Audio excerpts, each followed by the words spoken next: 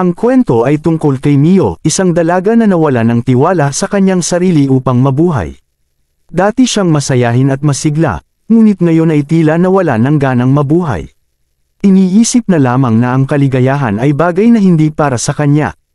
Sa mundo kung saan ang kapangyarihan ng mga supernatural na kakayahan ang nagdidikta sa ranggo ng mga pamilya, si Mio ay ipinanganak na walang anumang kakayahan.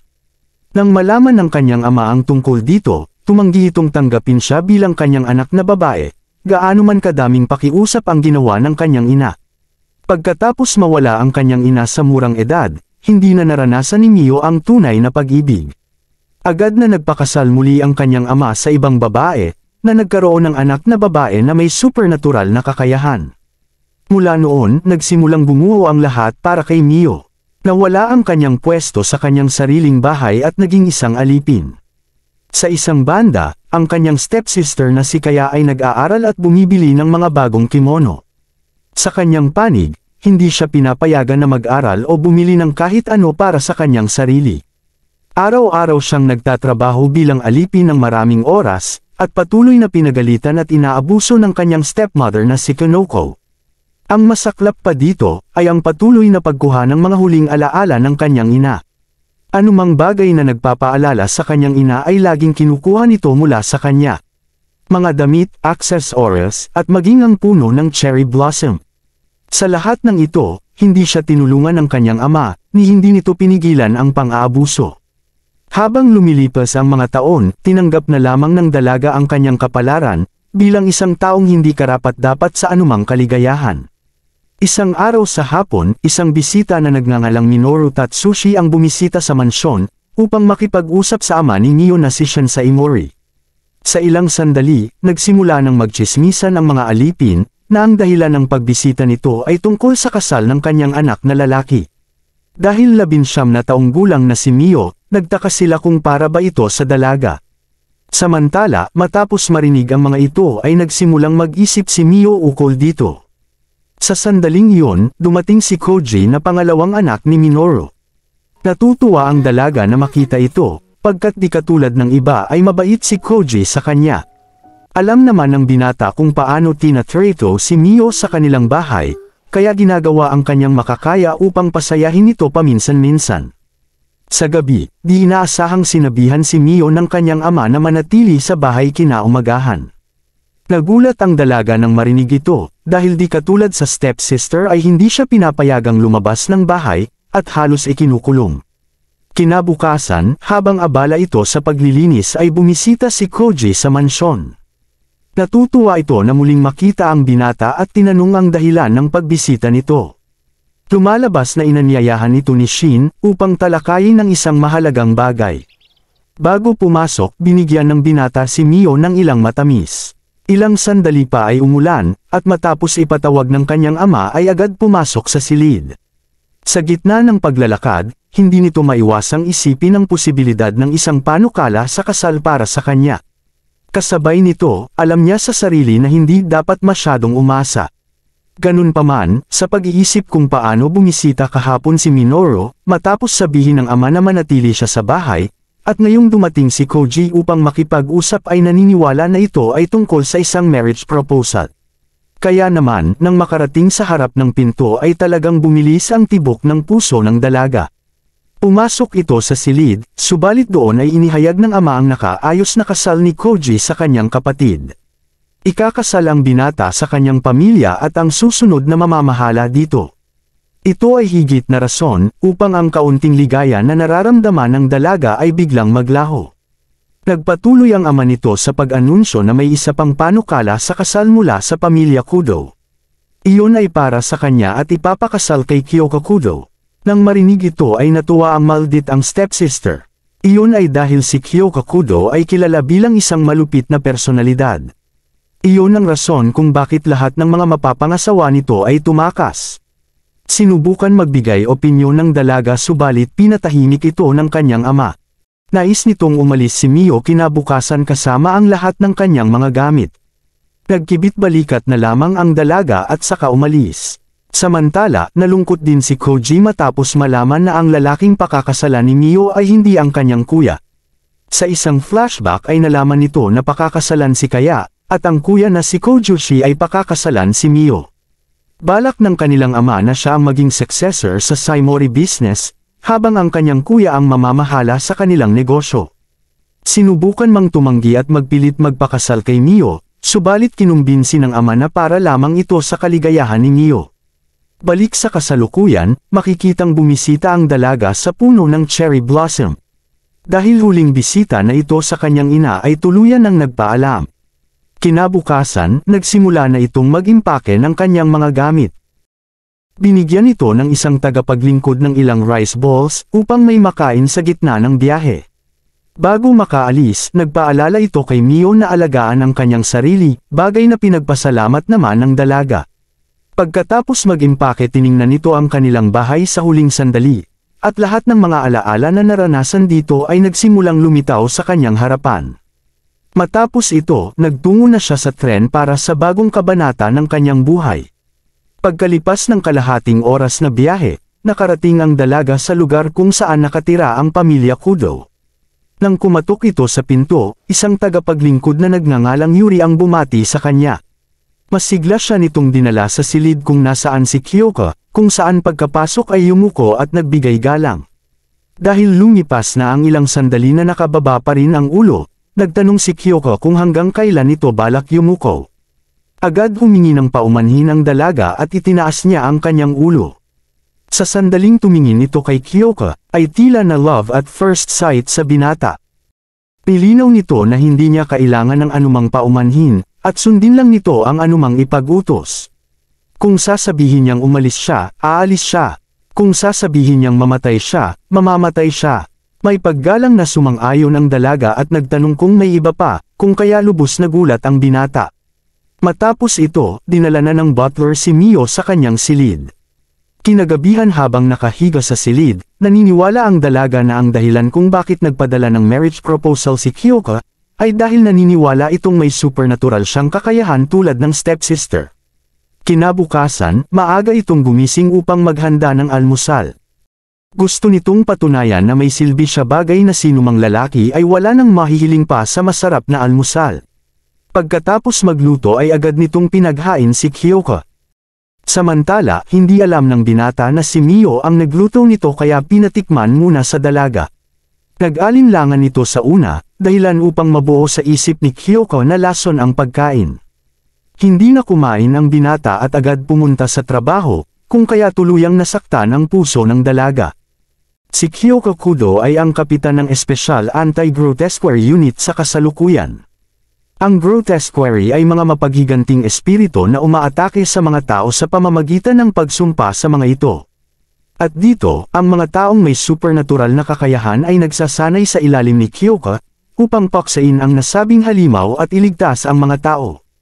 Sa kanyang silid, iniisip ni Kyoka kung paano sa kauna-unahang pagkakataon ay ipinagtanggol ni Yuri ang isang tao, at pinuri ang katapangan nito. Sa pag-uwi nito, nagbigay galang si Mio at humingi ng paumanhin sa ginawang kapangahasan kanina. Hindi siya dapat nag-assume na ang isang lalaki na may mataas na katayuan, ay bastang kakain ng pagkain mula sa hindi mapagkakatiwalaan. Dahil dito ay si Yuri muna ang nagluto, at habang kumakain ay tinanong ng binata kung kumain na ito. Tumanggi ang dalaga, sinabing wala siyang gana.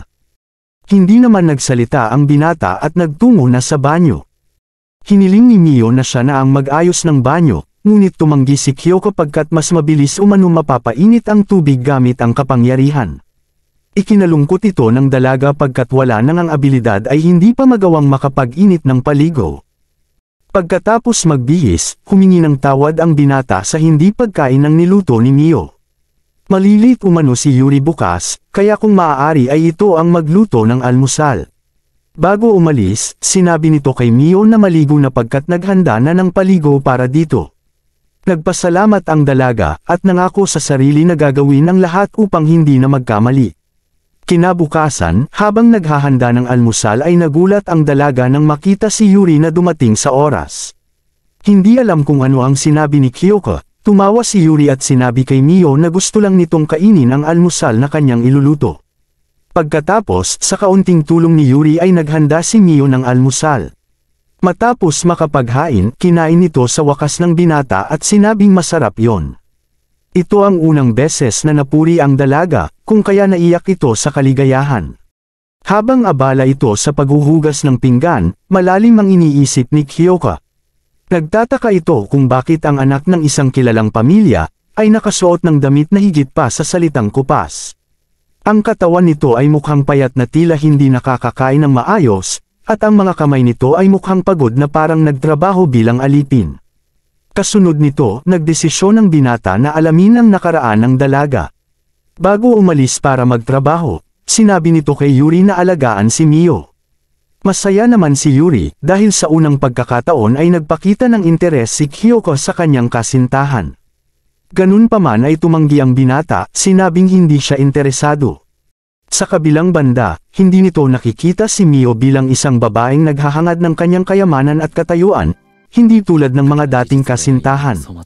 Samantala, sa mansyon ng mga Saimori, galit na galit si Minoru kay Shin dahil sa paglabag nito sa pangako.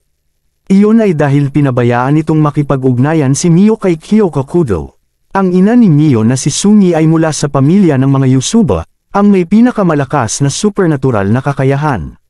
Kahit walang supernatural na abilidad si Mio, gusto ni Minoru na magkaanak ang kanyang panganay kay Mio, upang makuha ng kanyang pamilya ang kakayahan ng mga Yusuba. Kung kaya, nang makita ang dalaga na nakikipag-ugnayan kay Kyoka ay nabahala pagkat gaya sa bloodline nito ay malakas rin ang angka ng binata. Kung pakakasalan nito si Mio, tiyak na wala ng pamilya ang makakahigit sa kanila. Ayon naman kay Shin na bago nila ginawa ang pangako, ay nakatanggap ng alok mula sa pamilya Kudo na hindi maaaring tanggihan. Ang rason kung bakit ginawa niya pa rin ang pangako ay dahil alam niyang walang kwenta ang kanyang anak na si Mio. Kapag nalaman ni Kyoka na wala itong kakayahan, ay tiyak na palalayasin ang dalaga at saka makukuha ni Minoru. Sa ngayon, wala umanong magagawa si Minoru kundi maghintay. Kinagabihan, tinanong ni Kyoka si Mio kung gusto nitong pumunta sa bayan bukas kasama siya. Tumanggi naman ito pagkat ayaw magdulot ng gulo para sa binata. Tiniyak ni Kyoka na magiging maayos ang lahat, kaya matapos ang suyuan ay pumayag na rin si Mio. Dahil inosente, hindi nito alam na iyon ang magiging una nilang date. Kinabukasan, nagsimulang mag-ayos ang dalaga. Dulot ng pagkumbinsi ni Yuri, pumayag ito na maglagay ng make-up sa unang pagkakataon. Matapos ang ilang sandali, makikita ang kakaibang bangis mula sa dalaga. Kung kaya, nang makita ito ni Kyoka ay tila damaloy ang kamandag. Pagkatapos makabalik sa malay tao, sumakay na sila at nagtungo sa kanyang pinagtatrabahuhan upang iparada ang sasakyan. Sa paglabas, binati sila ni Goto na tauhan ng binata. Alam na alam nito ang reputasyon ng kapitan sa pagtanggi sa mga babae, kaya nang makita si Mio ay nagsimulang asarin ito. Tinanong nito kung sino ang chick na kasama ni El Capitan, nagalit namang tumubo na iwasan nito ang pagmartes at gawin ang tungkulin. Kaya, agad na sumaludo si Kudo at umalis. Pagkarating sa bayan, nalulubog ang dalaga sa ganda ng paligid pagkat ito ang unang beses makalabas. Kaya naman, nang mapagtantong na carried away siya ay agad humingi ng paumanhin. Ayaw na ito ng binata na humihingi ng paumanhin sa bawat maliit na bagay, at gustong mag-enjoy ito sa tanawin ng walang pag-aalala. Inilagay nito ang kamay sa ulo ng fiancé, at sinabi na walang sinuman ang may karapatang ipagkait ang ligayang kanyang ninanais. Habang naglalakad, napaisip ang dalaga kung paanong ang ganito kabait na binata ay kinikilala sa pagiging malupit. Ilang sandali pa, nakarating sila sa tindahan ng damit. Sa loob ng ilang dekada, ang pamilya ni Kyoka ay matagal ng customer ng tindahang ito. Habang abala ang dalaga sa pagtingin-tingin, binati si Kyoka ng tindera pagkat sa wakas ay nakahanap na ito ng kapareha. Ito ang unang beses na nagdala ng chick ang binata, subalit ang totoo ay nais nitong bilhan ng damit ang dalaga. Nang marinig kay Yuri ang tungkol sa kondisyon ng damit nito, na sobrang luma at kailangan tahiin araw-araw, nagdesisyon nito na bigyan ng maliit na regalo ang dalaga. Nang mapansin ng isang tela ay nakita nito si Mio na suot iyon, na dahil sobrang ganda ay binili ito. Pagkatapos, binigay ng tindera ang isang kahon na pinakuha kanina ng binata. Bago umalis, sinabi ng tindera na huwag na nitong pakawalan si Mio. Ito ay isang brilyante na hindi mahahanap kung saan, kung kaya dapat niya itong pahalagahan at bigyang kaligayahan. Mula dito, nagtungo ang dalawa sa isang kainan kung saan kumain si Mio ng matamis. Binanggit ni Kyoko na hindi pa nito nakikita ang ngiti ng dalaga, na agad nitong ihiningi ng paumanhin. Tiniyak ng binata na hindi naman galit at gusto lang itong makitang umiti kahit kaunti. Nasambit na lang ng dalaga na kakaiba ang pagkatao nito, kung saan matapos maisip na kabastusan iyon ay muling humingi ng paumanhin. Muling giniit ni Kyoko na hindi siya galit, at kung magiging maayos ang lahat ay malalapit ang kanilang pagpapakasal. Bago iyon ay nais nitong makilala pa ang dalaga, kaya hinimok itong mag-open up sa kanya. Nang marinig ito ay nalungkot ang dalaga. Iniisip nitong kapag nalaman ni Kyoko na wala siyang kakayahan, ay agad nitong puputulin ang kanilang ugnayan. Nais nitong magtapat, subalit sa ngayon ay nais munang makasama pa si Kyoko ng ilang sandali. Kinagabihan, habang naliligo si Mio ay nilagay ni Kyoko ang parehong kahon mula sa tindera sa harap ng silid nito. Nakita ito ni Yuri at nang mapag-alamang suklay iyon ay natuwa. Iyon ay dahil ang pagbibigay suklay ay katumbas ng marriage proposal. Siniguro ni Kyoko na hindi iyon ang intensyon at isang regalo lang umano. Pagkalipas ng ilang sandali, nakita ni Mio ang kahon at kinuha ito. Nang makitang suklay ito, nagmadali siyang pumunta kay Kyoko. Nang makumpirmang hindi iyon aksidenteng nahulog ng binata, ay magalang tumanggi na tanggapin iyon pagkat masyadong mahal para sa kanya. Nilinaw ni Kyoko na ayaw marinig ang anumang bagay. Regalo niya ito at gusto niyang gamitin niya ito. Tiningnan nito si Mio at sa wakas ay nakita ang ngiting kay tamis. Natutuwa naman ang dalaga at nangako na iingatan ang munting regalo.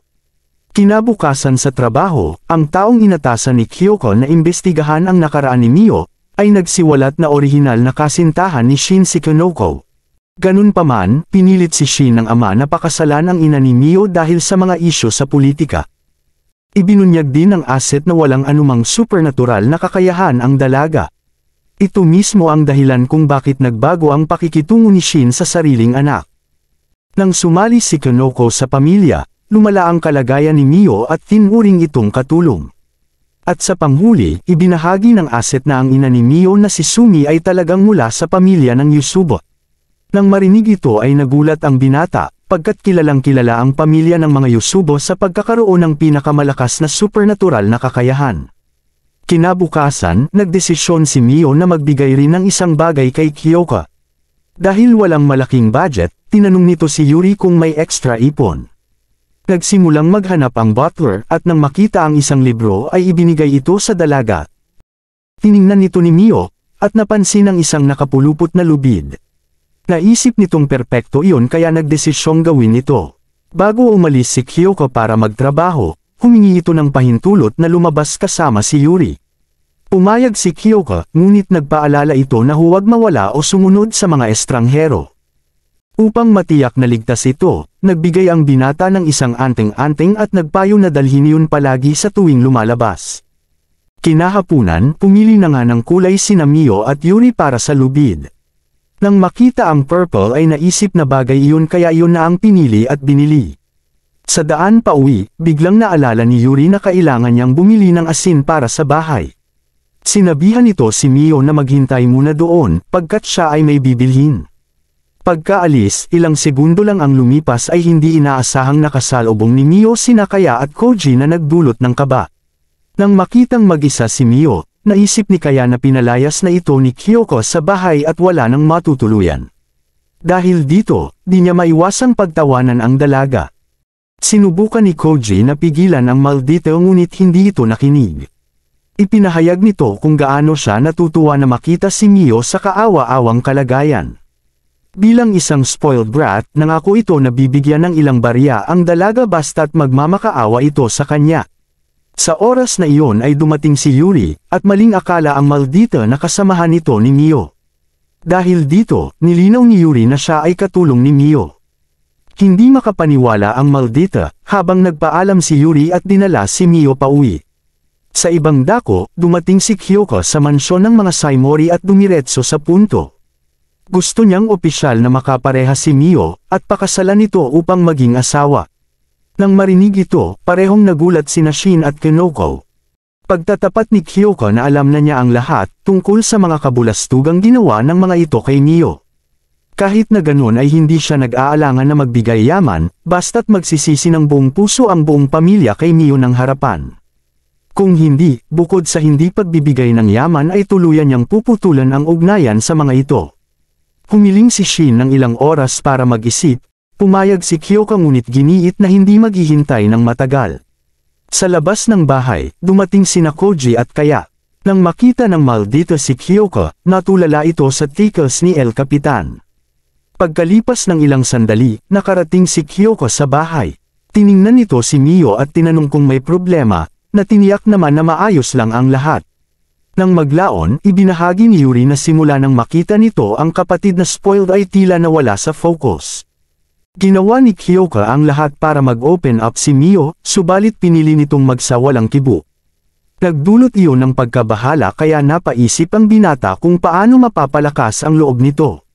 Makalipas ang ilang araw natapos na ni Mio ang regalo, kaso wala itong lakas ng loob na ibigay sa binata. Sa oras ding yun may hindi ito inaasahang bisita. Ito ay si Hana na dati niyang tagapaglingkod nang siya ay bata pa lamang. Sa panahong iyon, mula nang lumayo ang loob ng ama nito at laging pinagmamalupitan ng madrasta, si Hana ang naging sandigan ng paslit. Ngunit isang araw, matapos ikulong ng stepmother sa bodega ay napilitan si Hana na ipagtanggol ito. Bilang resulta, agad itong pinaalis sa mansyon. Mula noon ay laging nag-aalala ang dalaga para sa kaligtasan nito, at ngayong muli silang nagkita ay hindi maiwasan maging emosyonal. Tinanong ito ni Hana kung maayos lamang at tuluyan nang ang naiyak. Para sa isang taong wala man lang spirit sight, hindi nito nakikita ang sarili na karapat dapat maging asawa ng isang mabait na Kyoka. Pinakalma ito ni Hana, sinabing si Kyoka ang nag-imbita na pumunta ito dito.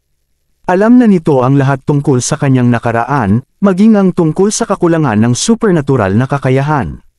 Nagulat ang dalaga sa narinig, hindi makapaniwala na alam na pala ng binata sa mga puntong iyon.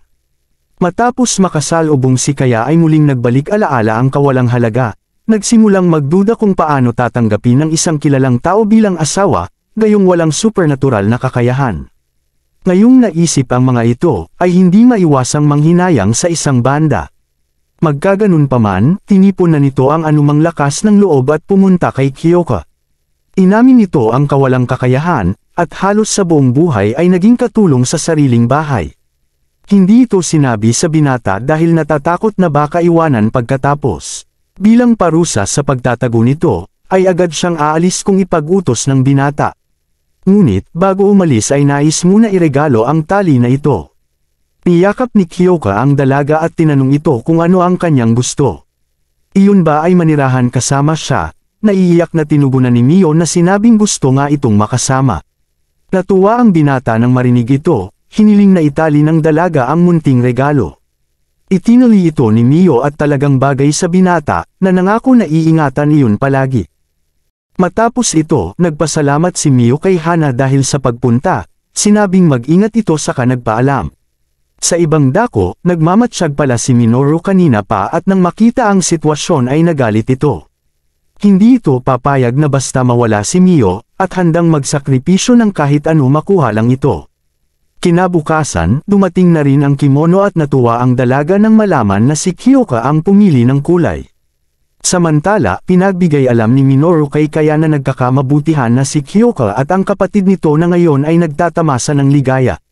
Tiningnan nito ang larawan, at nagulat nang makita na ang El Capitang nakita ay ang fiancé ng kapatid.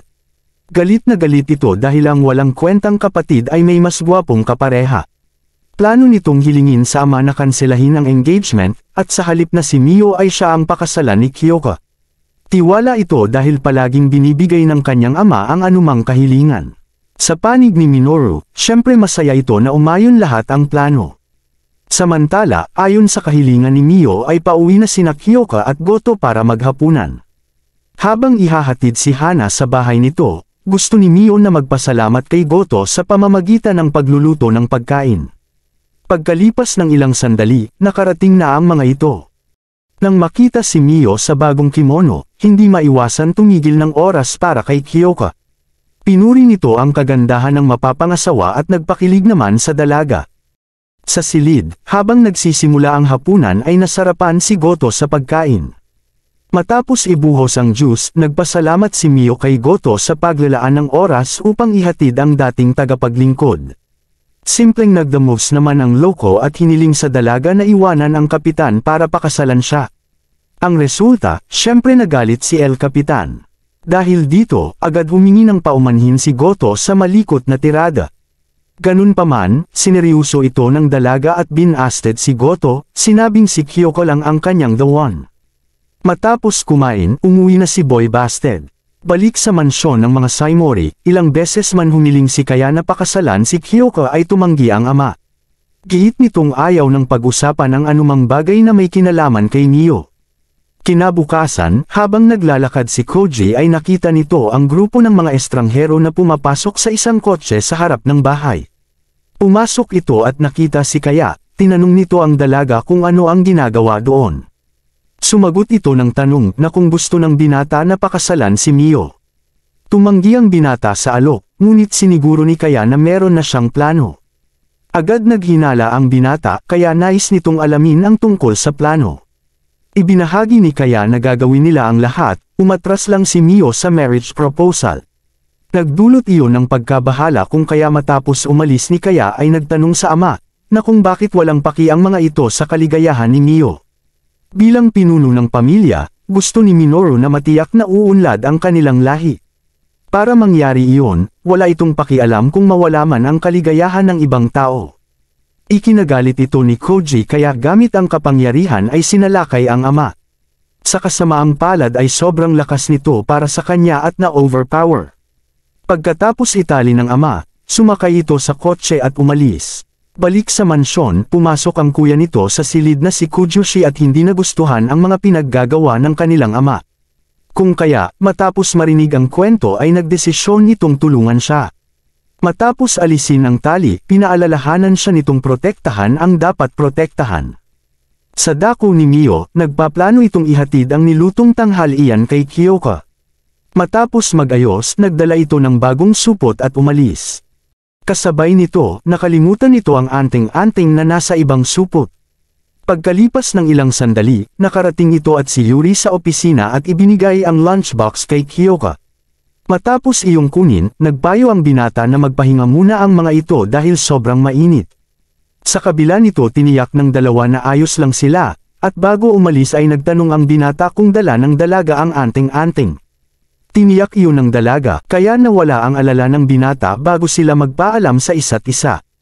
Sa kasamaang palad, napagtanto ni Mio na naiwan pala ang anting-anting sa lumang supot. Habang pauwi, biglang huminto ang isang kotse sa harap ng mga ito at dinukot ang dalaga ng hindi kilalang mga karakter. Sinubukan pumalag ni Yuri, ngunit sa huli ay nakatakas ang mga kidnapper. Nagmadali itong pumunta sa opisina at sinabi kay Kyoko ang nangyari. Nagulat ang binata nang mapagtanto na nangyari ito habang dala ni Mio ang anting-anting, ngunit sa huli ay nalamang nalimutan pala ng dalaga. Sa oras na iyon, dumating si Koji at humingi ng tulong. Pagkatapos ibunyag ni Koji kung sino ang nasa likod ng pagkidnap kay Mio, agad silang nagtungo sa lokasyon. Sa isang dako, nagising si Mio at nakitang nakatali siya sa loob ng isang silid. Kasunod nito, pumasok sina Kaya at Kanoko. Ito ang bodega kung saan kinulong ng Madraste si Mio dati. Naka-machine gun mode na naman ito, hindi umano katanggap-tanggap na ang isang walang kwentang tulad ng dalaga ay nagsasaya, gayong dapat ay para iyon sa anak. Inutusan nito si Mio na tanggihan ang marriage proposal, kundi ay masisira ang bagong kimono. Nangako si Kaya na kapag napakasalan si Kyoko ay ibabalik si Koji, nang sa ganun ay maging masaya umano ang lahat. Ganun pa man, sa unang pagkakataon ay natuto ng lumaban ang api at tumanggi. Dahil sa galit, pinutol ni Kaya ang kimono. Nais nitong sumuko ang dalaga at tanggapin ang kanilang hinihingi, pagkat kung hindi ay ibang bagay naman ang paputulin. Alam ni Mio na ang pagsuko ang best choice, subalit ayaw nitong sumuko sa pagkakataong ito. Kaya, muli itong tumanggi na tanggihan ang marriage proposal. Dahil sa galit, sinampal ito ni Kanoko. Sunod pinutol ni Kaya ang mga lubid at pinaalala kay Mio na siya ay walang kwenta, walang spirit sight o anumang kakayahan. At ang isang taong tulad ni Kyoka ay karapat-dapat umano sa isang mas magandang asawa. Tinipon ng dalaga ang lahat ng lakas ng loob, at buong tapang sinabi na hindi kailanman isusuko si Kyoka pagkat gusto itong makasama habang buhay. Lalong nagalit ang madraste kaya sinimulang pagbuhatan ang dalaga. Galit itong nagtanong na kung ito pa umano ang isusukli sa taong nagpalaki sa kanya. Kung nangyari ang sitwasyong ito bago nakilala si Kyoka, ay malamang pumayag agad ang dalaga sa kanilang hinihingi. Ganun pa man, ito na ang Mio version 2 na nasa kanilang harapan. Ang Mio na hindi isusuko ang taong nagbalik ng tiwala sa kanyang sarili, ang Mio na ipaglalaban ang kanyang pag-ibig. Sa labas ng bahay, nakarating na sina Kyoka at Koji.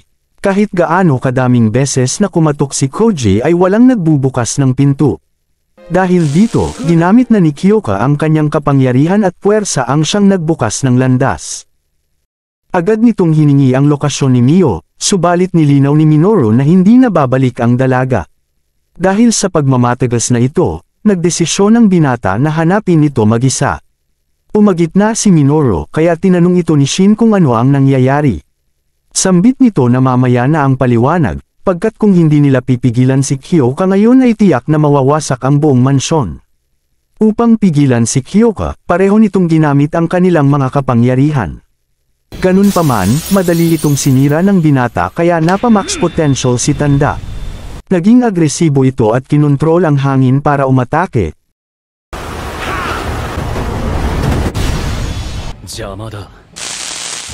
Ngunit sa pagguhit ng asul na liwanag ay wala silang binatbat.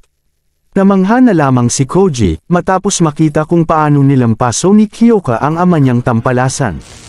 Balik sa silid, napaisip ang mag-inang maldito kung ano ang nangyayari sa labas. Ilang beses man nilang tadyakan at hamakin ang dalaga ay hindi ito sumusuko.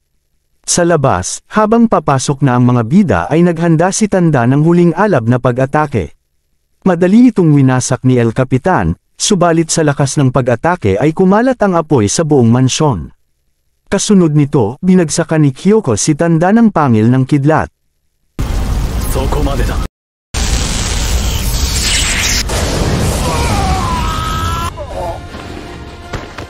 Balik sa silid, nagsimula ng sakalinikaya ang dalaga sa pagiging desperada. Sa puntong ito ay kumislap ang mga alaala ng dalaga sa pananatili sa bahay, at kung paanong ninais wakasan ang pagdurusa sa pamamagitan ng pagpapakamatay. Iyon ang naging huling alas na nagwakas mula nang makilala si Kyoko na kanyang iniibig. Nais niya itong makasama, kaya anuman ang mangyari ay hindi susuko ang binata. Sa wakas, dumating na si Kyoko. Nang makita si Mio, nagmadali itong lumapit at niyakap ang dalaga. Nang makita naman ang binata ay nakaramdam sa wakas ng ginhawa ang dalaga. Sunod nagtungo si Konoko sa labas at nagulat sa tumambad sa kanya. Samantala, tinanong ni Kyoko si Kaya kung ano ang nais nitong makamit. Bilang isang spoiled brat, nilinaw nito na wala siyang kasalanan at sinusubukan lang iwasto ang isang pagkakamali. Walang anumang kakayahan si Mio, ngunit sa kabilang banda ay ito ang naging magaling. Palaging sinasabi ng kanyang mga magulang na mas magaling siya kay Mio, kaya malinaw umano na siya ang dapat pakasalan ng binata. Shinat down nito ni Kyoko, nagtanong kung paano nito naisip na pakakasal siya sa isang spoiled na hindi man lang kaya magbenta ng suka. Binuhat nito ang ibig at nagsigma exit, ngunit kasabay noon ay ang papalapit na namang hamon para sa mga ito. Galit na galit ang emperador, nang malamang nabigo si Minoru na makuha ang dugo ng mga Yusubo. Hindi nito hahayaang pakasalan ni Kyoko si Mio, pagkat magiging banta ang mga ito sa kanyang posisyon. Kinabukasan, nagising ang dalaga at nakitang natutulog si Kyoko sa kanyang tabi. Sinubukan itong bumangon, ngunit dahil masakit pa ang katawan ay tinulungan ito ng binata. Muli itong nagpasalamat dahil sa pagligtas nito sa kanya. Nang makita ito ni Yuri ay di na napigilan maiyak dahil sa pag-aalala.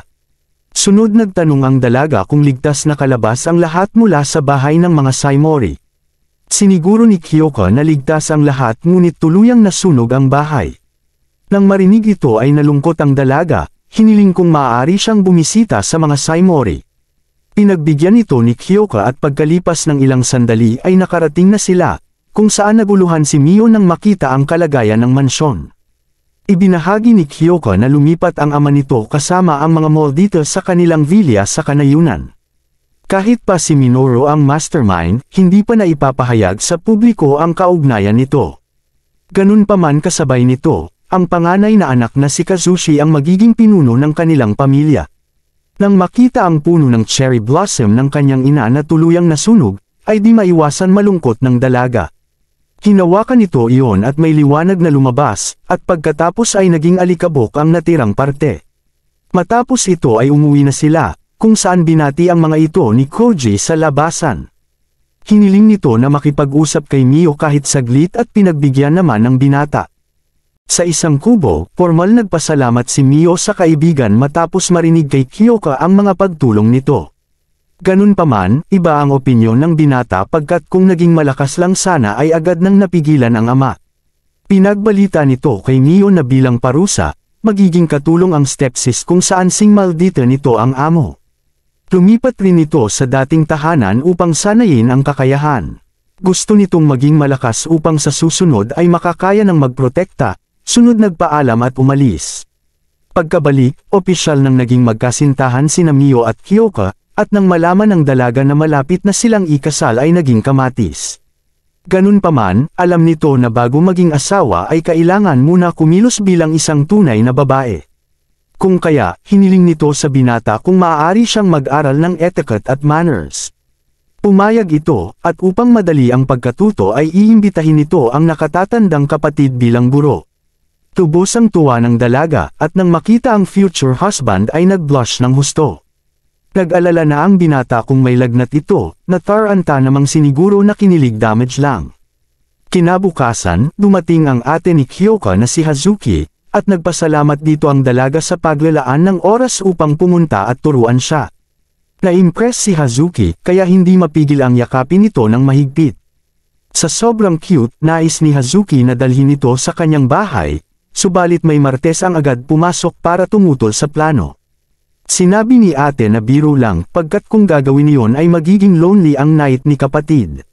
Naniniwala ito na mas mabuting magkaroon ng malinaw na layunin bago nila simulan ang aralin. Magkakaroon ng party sa loob ng 2 buwan, at magandang pagkakataon ito upang ipakita ni Mio ang mga natutuhan. Nang marinig ito, nagduda ang dalaga kung matututo na kaagad bago maganap ang event. Tiniyak ni Hazuki na okay na ang galawan nito, kaya matututo ito sa napakaikling panahon. Matapos magpaalam, sinubukan ni Mio na repasuhin ang mga aralin mag-isa. Kinagabihan, biglang nagising si Kyoko matapos makaramdam ng isang supernatural na kakayahan. Nagmadali itong pumunta sa silid ni Mio at nakitang binabangungot ito. Hinawakan ito ang kamay ng dalaga hanggang sa kumalma ito. Napaisip ito saglit kung sino ang maaaring gumagamit ng kakayahan. Ang depensa sa palibot ng bahay ay hindi nasira, at walang nakapasok na ibang tao maliban sa kapatid. Dulot nito, nais ng binata na mag-imbestiga. Samantala, sa isang gubat ay may isang grupo na nakasuot ng kakaibang damit ang nagdarasal.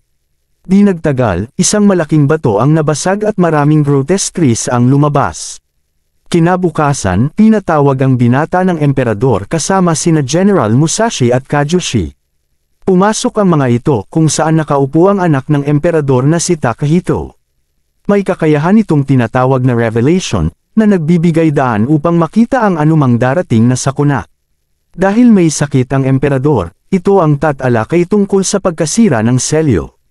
Ibinahagi nito na sa malalim na bahagi ng ipinagbabawal na lupain, ay may libingan para sa mga taong may supernatural na kakayahan. Dito nagiging grotesques ang mga espiritu na naghahangad ng paghihiganti. At para maiwasan ang pagkakalat nito ng lagim, sila ay selyado. Ganun pa man, sa nakaraang gabi ay nabasag ang selyo at maraming grotesques ang nakawala. Kung hindi ito mapupuksa, ipinakikita sa revelation na may malaking delubyo ang magaganap. Matapos ito habang papaalis, pinigilan ni Takahito si Kyoko upang ibahagi ang isa pang revelation, kung saan makakaranas ng maraming pagsubok ang magkasintahan. Nag-alala ang binata nang marinig ito subalit nangako na mag-iingat. Lumipat ang eksena sa bahay ng mga kudo, kung saan patuloy ang mga aralin ni Hazuki. Sa puntong ito ay nagsuot ng western clothes si Mio, sinubukan panatilihin ang posture, at kung paano ngumiti. Habang nagpapatuloy ang mga aralin ay makikita ang pag-unlad ng dalaga. Matapos makasama si Heizuki ng ilang sandali, nagsimulang mapamahal si Mio sa ate at nais pahalagahan ito. Sa opisina, nag-aalala si Kyoko sa mga sinabi ni Takehito. Naisip nito na ang mga bangungot na nararanasan ni Mio ay may kaugnayan sa revelation. Alam nitong may kakayahan ang mga Yusubo na makialam sa isipan ng iba, kaya naniniwalang isa sa miyembro nito ang salarin. Kasunod nito, ibinahagi ng informant na kakaiba dahil walang ibang tao na nagngangalang Yusubo sa bansang ito maliban sa ina ni Mio. Sunod nag-utos ang binata na tipunin ang anumang impormasyon na may kaugnayan sa ina ni Mio. Gusto nitong maabot ang ugat ng problema, pagkat hindi kayang makita si Mio na nagdurusa mula sa mga bangungot. Kinabukasan, dumating ang isang mensahero mula sa Ministry of the Imperial House na si Arata, para ibahagi ang impormasyon tungkol sa mga grotesques. Ibinahagi nito na ang mga taong nagbukas ng libingan ay natagpuang nakahandusay malapit dito. Naaresto na ang mga ito, ngunit dahil hindi pa nagkakamalay ay hindi pa tiyak ang kanilang mga layunin. Sa ngayon ay napuksa na ang 20% ng mga halimaw, ngunit dahil kulang sa mga tauhan ay nais humingi ng tulong sa special unit. May pagdududa, tinanong ito ni Kyoko kung bakit ang isang taong hindi empleyado ng ministry ang naghahatid ng mensahe. Pinuri ni Arata ang sharpness nito, ibinahagi na nagpapatakbo siya ng isang trading company, at maraming karanasan sa pakikipagnegosasyon sa iba't ibang kasosyo. Dahil sa matagal na relasyon sa emperador, nagdesisyon nitong pumunta bilang tagapamagitan. Matapos ng usapan, lumipat ang eksena sa gabi kung saan sina Kyoko at ang iba pang miyembro ng special unit ay pumunta upang mag-imbestiga. Ang mga akusado sa pagbubukas ng selyo ay inaalagaan, pagkat dahil sa ang mga ito ang unang nakasalubong ng grotesquerie ay nasumpa.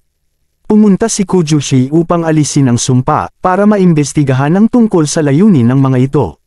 Ganun pa man, nang gamitin na ang hilang ay nakaramdam ng isang malakas na presensya na nagpa-atres sa kanya. Sa kagubatan, biglang sinalakay sina Kyoko at ang iba pa ng mga grotesques. Ginamit ng mga ito ang kanilang kapangyarihan upang wasakin ang mga halimaw. Sa ibang dako, muling binangungot ang dalaga kung saan siya ay nasa isang madilim na lugar, at inatake ng isang grupo ng mga grotesques. Nagising ito mula sa bangungot at makikitang umiyak. Kinahapunan, lumabas ang dalaga kasama sina Yuri at Hazuki upang magsanay kung paano maglakad ang isang babae. Ganun pa man, mukhang mahina at pagod ito kaya biglang bumagsak. Ngunit, bago pa humandusay ay sakto namang niligtas ni Arata. Agad bumalik sa ayos ang dalaga at humingi ng paumanhin. Sumagot si Arata na wala iyon saka nagpaalam at umalis. Kasunod nito, nagpahinga muna ang dalaga. Dahil madami pa ang mga grotesques, naging abala sa trabaho si Kyoko at hindi makauwi. Kinabukasan, nagising si Mio mula sa isa pang bangungot. Simula nang mahimatay, tumigil muna si Hazuki sa pagbibigay ng mga aralin at minabuting pagpahingahin si Mio ng ilang araw. Lumipat ang eksena sa binata kung saan pagkatapos marinig ang kamakailang pag-atake at kung gaano kalapit ang mga grotesques, nagplano ito na magsimula ng isang malawakang operasyon sa paghahanap at pagpuksa. Sa paghingi ng pahintulot sa ministro, si Musashi ang mag-aasikaso. Kinagabihan, inalok ng dalaga ang binata para uminom ng kape, kung saan humingi ng tawad si Kyoko pagkat dahil sa trabaho ay hindi ito mabigyan ng oras. Tinanong nito kung may problema ang dalaga na sinabi namang wala. Agad hinawakan ng binata ang kamay nito at tinanong kung nalulungkot. Sa una ay tumanggi pa si Mio, ngunit matapos ipahayag ng binata kung gaano ito na-miss ay umamin na na-miss din ito. Niyakap ito ni Kyoko, at nagpayo na mas mag-open up pa. Kung nalulungkot ito ay sabihin sa kanya, pagkat handa siyang intindihin ang dinadala nito at magbigay suporta. Dahil dito, napasandal ang dalaga. Kinabukasan, may isang estranghero ang kumatok sa pinto at ito ay si Arata. Pumunta ito para makita si Kyoko sa akalang day off ng binata. Ganun pa man, agad nitong nalaman na dahil sa sobrang busy ay nasa lugar ito ng trabaho. Nagpakilala ang dalawa sa isa't isa, kung saan sinabi ni Arata na hindi na kailangan magpakilala ni Mio pagkat bali-balita na ito sa lungsod. Sa huli ito ang napangasawa ni Kyoko Kudo, ang taong kilala sa pagiging malupit. Nagtanong si Mio kung ano ang ibig nitong sabihin, sunod nagpahayag ng pagkadismaya si Arata kay Kyoka. Hindi nito inalagaan ang kasintahan sa kabila ng pagmumatla at panghihina, kung kaya ito nahimatay. Inalis ni Mio ang pagkahawak at tinanggi ang mga paratang sa binata, nang bigla itong makaramdam ng pagkahilo. Humingi ng paumanhin si Arata at binigay ang business card saka umalis. Pagkarating sa opisina ni Kyoka, iniulat nito na pinayagan na ng ministry na simulan ang malawakang operasyon. Pagkatapos ibahagi ang mga detalye sa pulong, nagpaalam na ito. Sa daan, sinabi nito sa binata ang pagpunta kanina at kung paano nakilala ang kasintahan nito.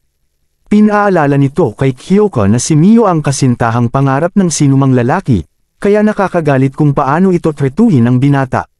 May inis sa mata, nagtanong ang binata sa ibig sabihin nito. Pinagbigay alam ni Arata ang pagligtas kay Mio mula sa pagkahilo, at kung paano lumala ang kondisyon nito mula noon.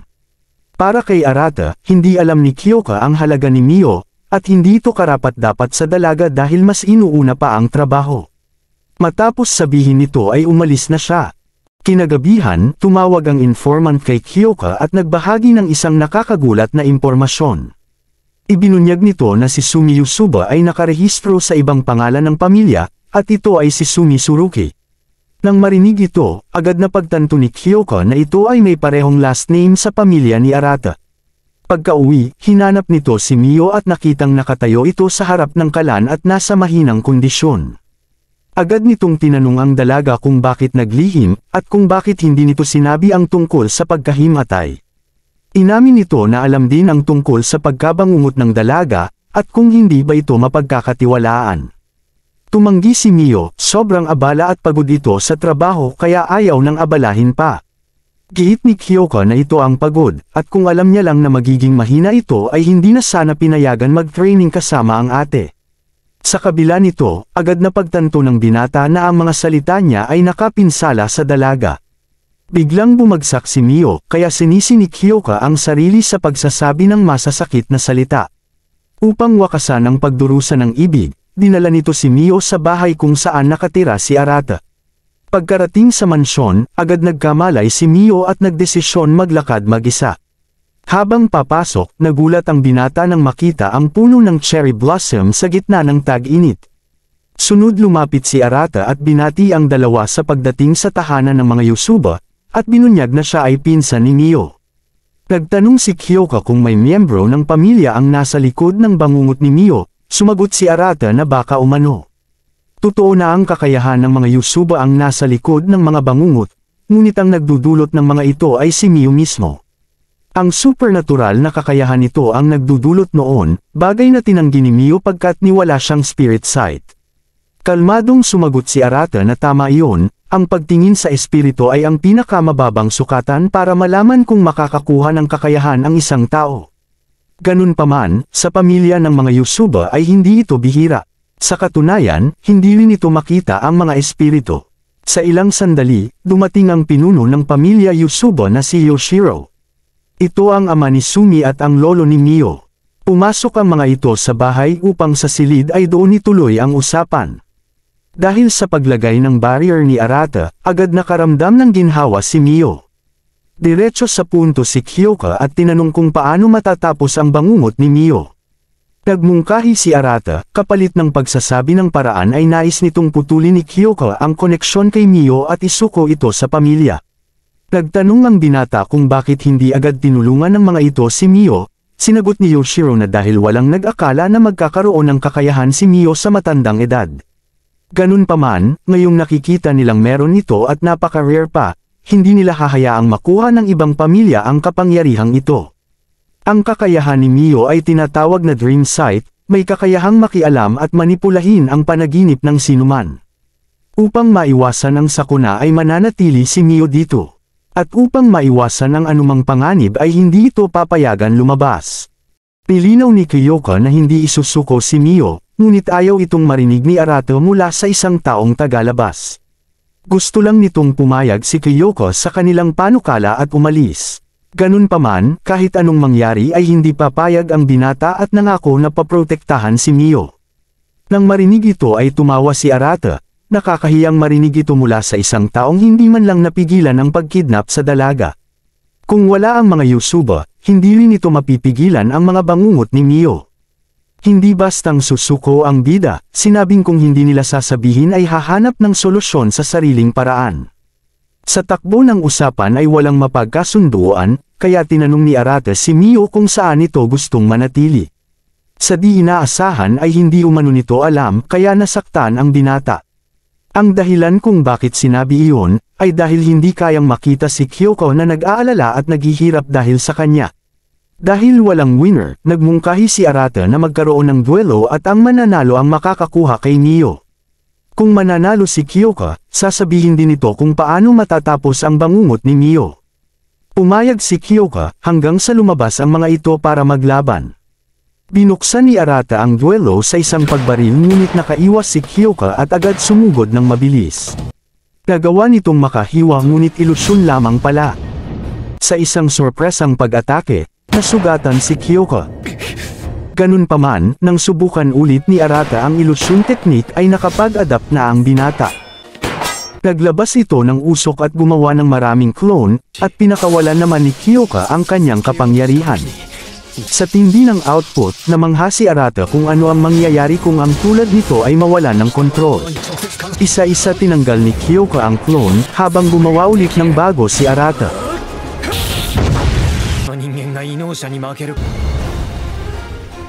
Sa pagkakataong ito gumamit ng apoy si Kyoko. Habang akmang tatapusin na ito ng binata ay biglang lumitaw si Mio sa harap. Ganun pa man, ito ay ilusyon lamang na nagresulta sa pagkapanalo ni Arata.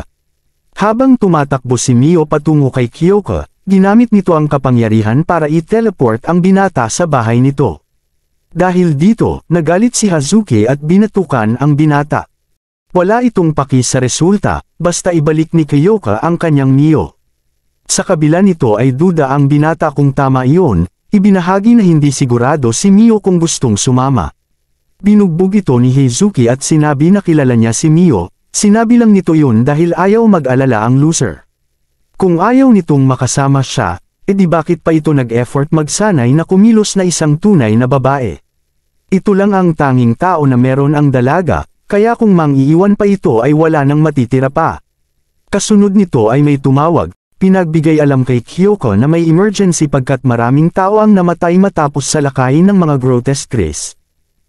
Sa ngayon ay ligtas si Mio sa mga Yusuba, kaya nangako ito sa atin na kapag natapos ng wasakin ang mga grotesque race ay ibabalik ang dalaga.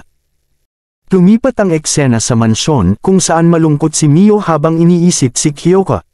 Tiniyak ni Arata na maayos lang ito, at tulad umano ng isang basura ay pinili nito ang trabaho imbes balikan siya. Ni-reveal nito na ang sinabi kay Kyoko tungkol sa kanyang kapangyarihan ay kaunti lamang. Ang kakayahan nito ay higit pa kaysa doon. Dahil kailangan matulog ng mga tao, maaari itong maglakad sa panaginip ng sinuman at lubos itong ma-brainwash. Higit sa lahat, maaari nitong makita ang nakaraan at hinaharap ng kahit sino ng walang limitasyon. Nagtanong ang dalaga kung bakit hindi pa na-awaken ang kakayahan hanggang ngayon. Pumasok ang lolo sa silid, at ibinahagi na siniliw ito ni Sumi pagkasilang pa lang. Sa wakas, binunyag ni Hashiro ang dahilan kung bakit kailangan pakasalan ni Sumi si Shinsai Mori, at kung bakit kailangang siliuhan ito ang kakayahan ni Mio. 20 taon sa nakalipas, ang pamilya ng mga Yusuba ay nagtatrabaho sa ilalim ng Tsuruki Trading Company. Mababa ang naging performance nito, kaya naharap sa pagkalugi at nabaon pa sa utang. Ito ang panahong nagpadala ng marriage proposal ang mga Saimori. Bilang kapalit sa pagbabayad ng lahat ng utang at pagtulong sa Tsuruki Trading Company na maging matatag sa salapi, gusto ng mga ito na pakasalan ni Sumi ang kanilang pamilya. Malinaw na tutol si Hashiro, ayaw nitong ibigay ang dugo ng mga Yusuba sa ibang pamilya at tinanggihan ang alok. Ganun pa man, isang araw ay wala itong kaalam-alam na tinanggap ni Sumi ang marriage proposal. Nagalit si Hashiro sa katangahan ng anak, ngunit alam ni Sumi na upang makasurvive ang pamilya mula sa krisis na ito, kailangan niyang pakasalan si Shin. Di nagtagal pagkatapos ng kasal nito, tuluyan ng pinutol ni Hashiro ang relasyon sa anak at hindi na nag-usap mula noon. Ito ang isang bagay na pinagsisisihan ng matanda hanggang ngayon. Dinala nito si Mio sa harap ng puno ng cherry blossom, at sinabihan ang dalaga na hawakan ito upang malaman ang dahilan kung bakit siniliw ng ina ang kanyang kapangyarihan. Hinawakan ito ni Mio at may liwanag na lumabas. Napunta ito sa nakaraan at nasaksihan na mula pa sa simula, ang kasal ay paraan lamang upang magkaroon ng anak na may dugo ng Yusuba, at maging pinakamalakas ang mga Saimori. Pagkatapos ipanganak si Mio, hinawakan ni Sumi ang ulo nito at nalaman ang tungkol sa kakayahan ng anak. Alam ni Sumi na kung makarating ang kapangyarihang ito sa kamay ng sinuman, tiyak na gagamitin nila ito sa masama at sisirain ang buhay ng kanyang anak. Kaya upang protektahan si Mio, siniliw nito ang kakayahan ng anak sa puno ng cherry blossom. Alam ni Sumi na kakailanganin ni Mio na tiisin ang kalungkutan at mga paghihirap, ngunit naniniwala na isang araw kapag dumating ang tamang panahon, matatanggap ng anak ang lahat ng kaligayahan na nararapat sa kanya. Pagkalipas ng 2 taon, nang malaman ni Shin na wala pa ring spirit sight si Mio ay tumanggi itong tanggapin ang paslit bilang anak, kahit gaano pa karaming beses nakiusap si Sumi. Kasunod nito nagkasakit si Sumi, kaya gusto ng ama ni Shin na magkaanak pa sila bago ito mamatay. Ganun pa man, ilang buwan lang ang lumipas ay namatay si Sumi. Balik sa kasalukuyan, naiyak si Mio dahil sa mga nasaksihan. Kinabukasan, sa wakas ay nakatulog ng mahimbing ang dalaga.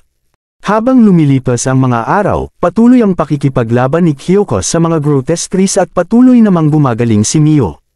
Sa kabila nito, ang konsensya ng dalaga dahil wala sa tabi ni Kyoko ang namayani. Alam nitong kasalanan niya ang lahat, ngunit gusto nitong makita ang binata at sabihin ang tunay na nararamdaman. Ganun pa man, walang balak si Arata na hayaan itong umalis kahit na isang araw pa. Bilang miyembro ng mga Yusuba, tungkulin itong protektahan si Mio at ang mga kakayahan ng dalaga. Kinagabihan, nagsimulang magdiwang sina Kyoko at ang iba pa sa akal ang natalo na ang lahat ng mga grotesques. Subalit, meron pa palang isa at akmang aatakihin ito si Goto. Piligtas ito ni Kyoko at tinalo ang grotesque, ngunit kapalit noon ay nasumpa ang binata hanggang sa mawalan ng malay. Kinabukasan, paulit-ulit na humihiling si Mio sa lolo upang payagan makita si Kyoko kahit sa maikling sandali. Kaya, nang makita kung gaano katigas ang ulo nito ay naalala ni Hashiro ang ina nitong si Sumi. Dinala nito si Mio sa harap ng cherry blossom at sinabihan nitong hawakan iyon sa huling pagkakataon. Hinawakan ito ni Mio at nakita ang kanyang ina na nakatayo sa harapan. Pinahayag ni Sumi kung gaano kamahal ang anak, at sa huling pagkakataon ay nagpaalam. Dahil dito, tuluyang nabasag ang selyo at nakuha ni Mio ang lahat ng mga kakayahan. Sa oras na iyon, dumating si Arata at ibinahagi na nasumpa si Kyoko ng grotesque. Sinubukan ni Mio na umalis ngunit pinigilan ito ni Arata. Hindi nito hahayaang umalis si Mio dahil may naging kasunduan sa emperador. Bilang kapalit ng pagtulong sa pamilya ng mga Yusuba, dapat napigilan nito si Mio na makipag-ugnayan sa ibang taong may supernatural na kakayahan. Hindi alam ni Arata ang dahilan, ngunit kung susuwayin nito ay hindi lang parurusahan ng emperador ang pamilya ng mga Yusuba kundi pati si Mio. Sinabi ni Hashiro kay Arata na ayos lang, bilang pamilya ni Mio, hindi na sila papayag sa mga kahilingan ng emperador at susuportahan si Mio sa mga desisyon nito. Dito na hinawakan ni Arata ang kamay ni Mio at sinabing sasamahan nito. Bilang pinsan, nais nitong protektahan ang dalaga. Matapos isuot ang kimono, dumating si Mio sa ospital at hinawakan ang kamay ng iniibig. Gamit ang dream sight kayang gamutin ni Mio ang sumpa, ngunit hindi sigurado si Arata kung gagana ito. Ganun pa man, nagdesisyon si Mio na subukan at humiga sa tabi ng binata. Ngayon ay iiwan nito ang katawan, at ipapasok ang kaluluwa sa katawan ni Kyoko. Kapag nakapasok na, kailangang hanapin ni Mio ang kaluluwa ni Kyoko. Nag-good luck na ang madla at matapos ito ay pumikit si Mio. Pagkalipas ng ilang sandali, bumangon ito sa harapan ng mansyon ng mga Saimori. Samantala, si Kyoko ay nasa isang kagubatan at nakikipaglaban sa mga grotesques. Kahit gaano karami ang talunin nito ay walang katapusan ang mga kalaban. Habang umiiwas sa mga pag-atake, nasugatan ito at nahulog ang munting lubid. Sa kabila ng matinding pinsala, patuloy na nakipaglaban ang binata sa mga grotesques. Ayaw nitong mamatay na lang, pagkat may isang babae siyang pinaiyak na naghihintay sa kanyang paghingi ng tawad. Balik sa bahay ng mga Saimori, may nakita si Mio na tumatakbo at sinundan ito hanggang mapunta sa silid na puno ng tubig. May lumitaw na malaking pinto at nang pasukin ito ay nakita ang kanyang clone. Pinahayag ng clone ang pagkasuklam kay Mio, sinabing ang babaeng tulad nito ay hindi kailanman magiging sapat para kay Kyoka at nararapat maging mag-isa. Pagkatapos ng lahat ng ginawa ni Kyoka, tinanggihan nito ang kabaitan ng binata at sinaktan pa. Ngayon ay nasa bingit ito ng kamatayan, at ang bawat taong lumalapit sa dalaga ay minamalas lamang. Inamin ni Mio ang kahinaan at sinaktan din si Kyoka. Naisip na hindi siya karapat-dapat sa binata. Ganun pa man, iba na ang sitwasyon. Hindi dahil sa mayroon ng kakayahan kundi dahil gusto nang maging makasarili. Gusto nitong mabuhay magpakailanman, kasama ang taong nagbigay sa kanya ng tiwala upang mabuhay. Nagalit ang clone at nagsimulang umatake, sinabing sumuko na lang ito pagkat iyon ang makabubuti. Tumanggi ang dalaga at hindi nasusuko kailanman, sabay kumislap ang puting liwanag na hudyat ng pagkapanalo nito sa laban. Matapos ibigay ang good luck kay Mio, nag-transform ang clone sa lubid na regalo sa binata. Agad dumating ang dalaga sa pinaglalabanan ni Kyoka, at gamit ang kapangyarihan ay gumawa ng isang malakas na barrier na nagpatambos sa mga grotesques. Ganun pa man, marami pa rin ang natitira. Samantala, pumasok ang emperador sa isang kuweba at ibinunyag na siya ang nag-utos na buksan ang libingan. Ngayon ay narito ito upang patayin sina Kyoka at Mio. Ginamit nito ang kapangyarihan at pinagsama-sama ang lahat ng grotesques sa isa. Mula dito hiningi ng dalaga ang kamay ng binata at sabay nangako na uuwi magkasama. Sa unang pag-atake, ginamit ni Mio ang barrier at sinalag ito. Habang sinisimula ng emperador ang huling pag-atake, binuhos ni Mio ang energy output at naglabas ng isang malakas na liwanag.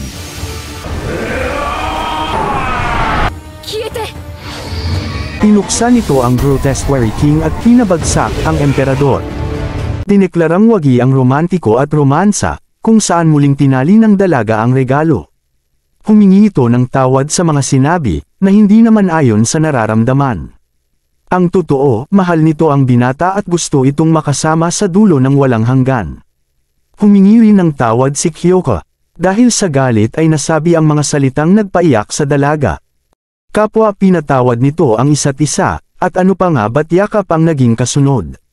Maya-maya pa, nagkamalay na ang mga ito at lahat ay naging emosyonal at masaya nang makitang pareho itong ligtas. Nang makitang paalis si Arata, pinahayag ni Mio ang pasasalamat sa pagdala nito dito sa kanya. Ganun pa man hindi na siya babalik sa mansyon, na naiintindihan naman ni Arata. Nakikita nitong masaya ang dalaga, kaya bilang pamilya ay hiniling ang pinakamabuti para sa kanya. Kinabukasan, matapos malaman na ang emperador ang nasa likod ng pagbubukas ng libingan, tinanggal ito sa trono at si Takahito ang itinalaga bilang bagong emperador. Samantala, dumating ang magkasintahan sa kanilang bahay matapos matagal na mawalay sa isa't isa. 7 araw pagkatapos, araw na ng pagtitipon. Makikitang nakasuot ng puting damit si Mio at napakaganda nito. Hinawakan ni Kyoka ang kamay nito, at mula doon ay nilakad ang bagong kabanata ng kanilang buhay. Maraming salamat sa panunood, ingat kayo palagi mga romantiko at romansa.